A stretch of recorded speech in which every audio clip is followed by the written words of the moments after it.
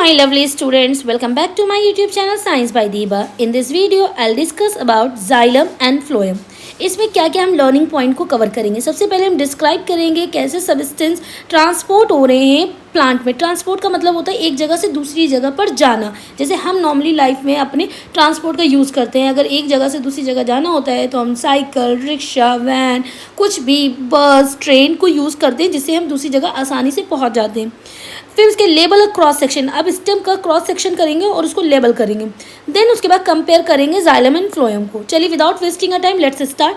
But before that अगर आप मेरे चैनल पे नए हैं तो इसे लाइक, शेयर, सब्सक्राइब कर देना और बेल आइकन को हिट कर देना ताकि जब भी मैं कोई इन्फॉर्मेटिव वीडियो डालूँ तो आप तक टाइमली नोटिफिकेशन आता रहे।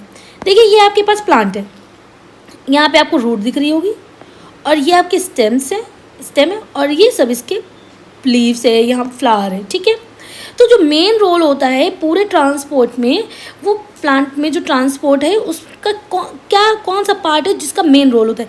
एक तो इस रूट का होगा, दूसरा इस स्टेम का होगा। ठीक है, रूट कहाँ होती है? रूट होती है मिट्टी में, यानी हमारे सॉइल में।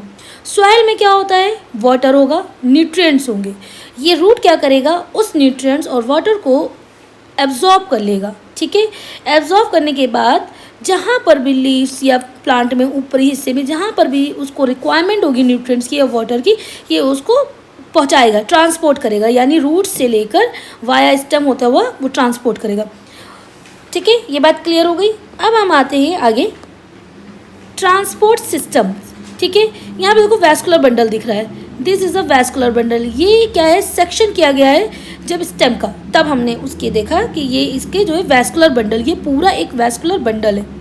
अब ट्रांसपोर्ट सिस्टम में हम एक देखेंगे जाइलम होता है, एक होता है फ्लोएम। ये वाला जो पार्ट है दिस इज कॉल्ड जाइलम। ये क्या होता है? ये सेंट्रल पार्ट होता है वैस्कुलर बंडल का। वैस्कुलर बंडल का ये सेंट्रल पार्ट है। ये सेक्शन किया गया है प्लांट स्टेम को। ठीक है, ये ऊपर वाला पार्ट जाइलम है और ये वाला पार्ट हमारा होता है फ्लोएम। ठीक है, ये फ्लोएम क्या होता है? ये आउटर पार्ट होता है वैस्कुलर बंडल का। ठीक है,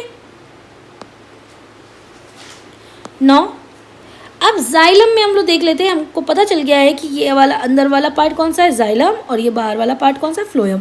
तो जाइलम होता है, ये ट्रांसपोर्ट करता है वाटर को। इसको हम लोग वाटर से रिलेट करेंगे। ठीक है, जाइलम जो होता है ये वाटर और मिनरल्स को जो है लेकर जाएगा upward from the root.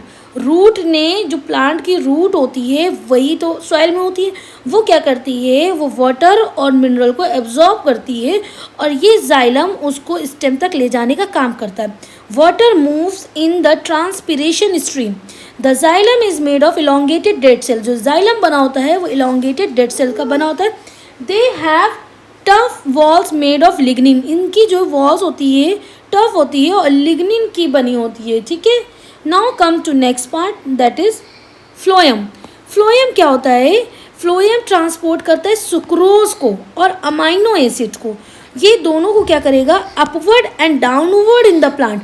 Plant ऐसे बना हुआ था हमारे पास। ठीक है, ये लीव्स थी हमारी और यहाँ पे हमारे रूट्स थे।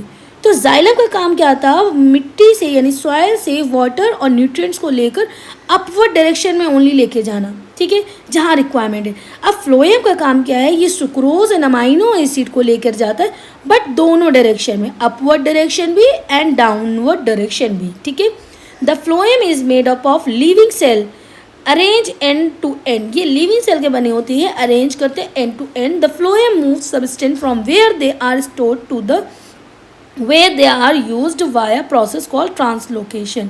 फ्लोएम जो मूव करता है सब्सटेंस को लेकर from where they are store, जहाँ पर ये स्टोर थे और जहाँ पर ये प्रोसेस हो रहा था, इसको हम लोग कहते हैं ट्रांसलोकेशन। ठीक है, so this all about the xylem phloem. This is a short notes. I hope so आपको ये अच्छे से क्लियर हो गया होगा। Thank you so much for watching my video.